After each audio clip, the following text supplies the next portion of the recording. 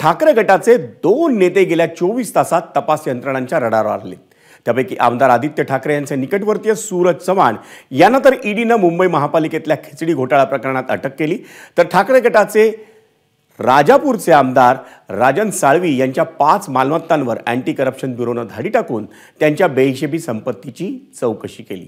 त्या पार्श्वभूमीवर आमदार आदित्य ठाकरेंनी काय प्रतिक्रिया दिल्यात आपण त्याही पाहूयात। राजन साळवी यांच्यावर देखील एसीबीची कारवाई बरोबर आहे, ते आहे आमच्या वायकर साहेबांवर केलेली आहे। मुख्य गोष्ट हीच आहे की जे कोणी सत्यमेव जयतेसाठी लढतात, या देशासाठी लढतात, लोकशाहीसाठी लढतात, त्यांना असं हैराण केलं जातं। आज राजकारणी लोकांना केलं जातंय, उद्या तुम्हाला पण केलं जाईल।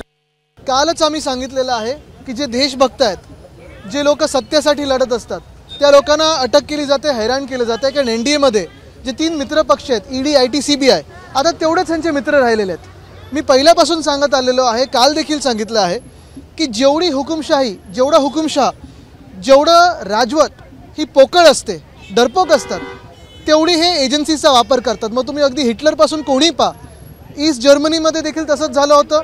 जगभरात जिथे जिथे हुकुमशाह आहेत आणि ज्यांची हुकुमशाह आता संपायला येते, जी राजवट संपायला येते, ते असा सगळा वापर करतात। त्यांना करू दे, पण देश त्यांना बरोबर उत्तर देईल।